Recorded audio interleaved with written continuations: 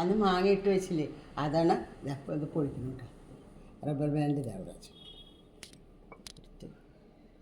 ഇനി നമുക്കത് വാങ്ങാൻ നോക്കാം. കേട് വന്നുണ്ടോ നോക്കാം. അതിലെ ചെറിയ മാങ്ങകൾ നോക്കി അച്ചാർ, മറ്റേത് ഉപ്പിലിട്ട്. ചിലതൊന്നും യാതൊരു ചേഞ്ചസും വന്നിട്ടില്ല. വെള്ളത്തിൽ കിടന്നിട്ട് ഇതിന് ശൃംഗാവണം. ഇപ്പോൾ ഒരാഴ്ചയായി.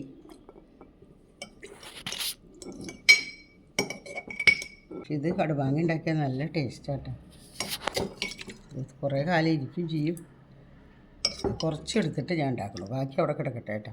എല്ലാം കൂടി ഒരുമിച്ച് വേണ്ട കേട്ടോ. ഇത്ര മാങ്ങ എടുത്ത് ഇനി ഇതിനെ എന്ത് ചെയ്യണമെന്ന് വെച്ചെങ്കിൽ ഇത് അതേപോലെ അടച്ച് വയ്ക്കും. ഒരു കേടും വരില്ല. കുറച്ച് നിങ്ങൾക്ക് കാണിച്ചു തരാം എങ്ങനെ ചെയ്യുന്നത്.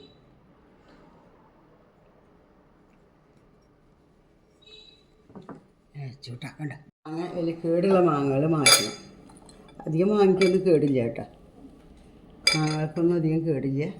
ഇത് ഉപ്പ് കുടിച്ചിട്ടുണ്ടോ എന്ന് നോക്കട്ടെ. ഞാൻ മുറിച്ച് നോക്കിയാലേ അറിയാം. ഞാൻ മാങ്ങയുടെ വെള്ളം കുറച്ച് ഇതിൽ ഒഴിക്കാം. നല്ലെണ്ണയും കായതാ. ഇത് കടുക് പൊടിച്ചത്. കടുക് തരിതരിപ്പായിട്ടാണ് പൊടിച്ചിരിക്കുന്നത് കേട്ടോ. ഇത് ഉപ്പുമാങ്ങയുടെ വെള്ളം കേട്ടോ. മാങ്ങാ വെള്ളമാണ് അത് കേട്ടോ. എങ്ങനെയാണ് ഉണ്ടാക്കണമെന്ന് ഞാൻ കാണിച്ചു തരാം. ഇതാ ആകെ മാങ്ങ ഇളക്കി കുറച്ച് മുളക് പൊടി ഇട്ടു. കാശ്മീരി ചില്ലി പൗഡറാണ്. ഇനി എന്താ ചെയ്തിട്ടുണ്ടെങ്കിൽ ഈ മുളക് വെള്ളം, ഇത് മാങ്ങയുടെ വെള്ളമാണ് കേട്ടോ. ഉപ്പുള്ള മാങ്ങ, അപ്പോൾ നമുക്ക് അധികം ഉപ്പിടണ്ട, മനസ്സിലായില്ലേ? ഈ വെള്ളം ഒഴിച്ചു.